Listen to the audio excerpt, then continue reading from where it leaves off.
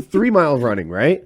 Yeah. If Snow had offered to take me on 3 mile runs, I'd be like, where are we going to start? Are we going to start at did you run 3 miles right out of the gate and do it next to Snow? Well, there's breaks when he does his chin-ups. So that's what you needed to get 3 miles next to him. Yeah, you yeah. had rests. We would take a break, and he would, however long it took him to do 10 chin-ups, and it took him a while because he took a net and put the 2 medicine balls in it, 20 pounds each, and then he's got like an S hook type thing. I can't do it with my hands, and one of the hooks goes on a belt that he had custom made, where it was Velcroed together and then stitched so it wouldn't come off, and so he'd hook that onto his waist, and he'd do his 10 pull-ups, and then we'd go around, and every 2 laps, every half mile, we would stop and drink water. That's how we kept count. So he's like, yeah, we drank last lap, so now this is 4 laps, or yeah, we drank last lap, now it's 8 laps, so it's a quarter-mile track. So yeah, I could do 3 miles the first day. I was beat. I was fucking wasted. I would be. Yeah. I almost fainted. I wasn't eating at the same time, so like I was running and not eating. And when I got in the shower, my hands went numb and my feet went numb, and I could barely get dressed.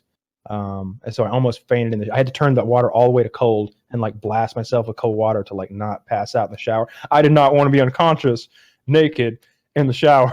No, it seems like a poor Even choice. Snow would Andy be like, Dufresne tough luck, realized he should have eaten breakfast. And it's at that moment Andy Dufresne realized his ass wasn't nearly as tight as he imagined.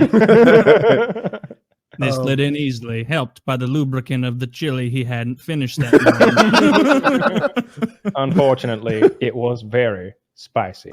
Yes. Were there any fights while you were there? Like, I know you weren't in any. You did. So even though there was a constant concern about fights, it wasn't a constant occurrence. No, it was not a constant occurrence. It was there was talk of rape though.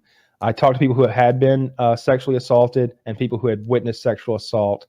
The gay guy next to me, they had been coming after him a lot because he was like 20. He was 20 years old and like fit, and he was doing like 2 years for cocaine distribution. He had an ounce of coke he was selling, basically. Real nice guy.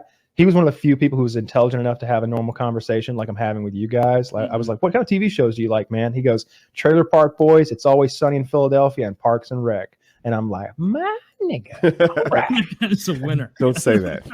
That's what he said. That's what he said. He said, keep it down. Keep it down. Just me and you.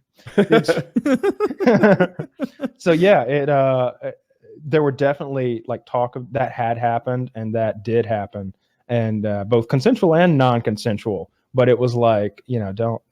So he had been frequently raped, this guy you're talking to. Did he manage to stop that from happening going Yeah, forward? he eventually told on the person, and he was pretty ostracized.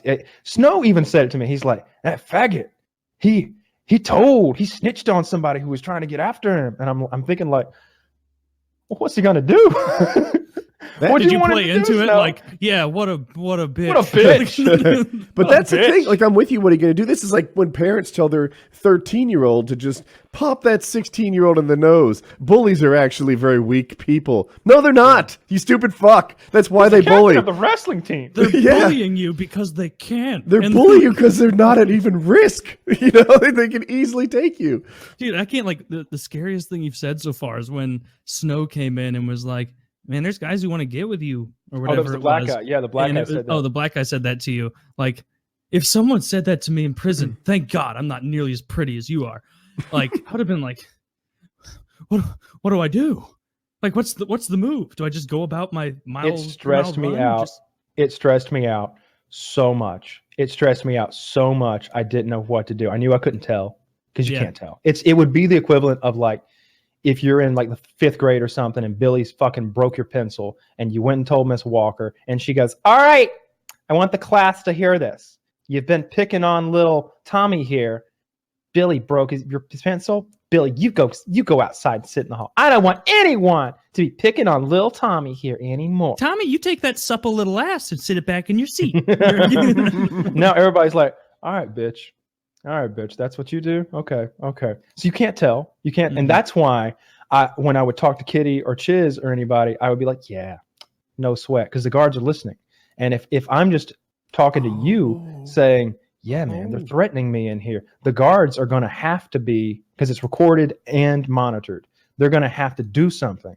And it's going to get back that I said something, even though I didn't go like tug on a teacher's shirt tail and cry like a bitch, you know, I did sort of say something that got back to the guard, that got back to them.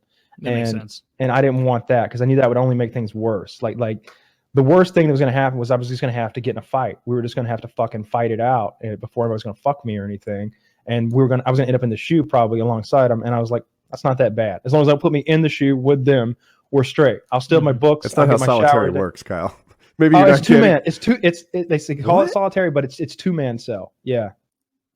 Oh, I was joking. Okay, that's a surprise to me. All right. It was to me too. It's kind of an oxymoron. Solitary housing unit. Yeah, both of you get in there.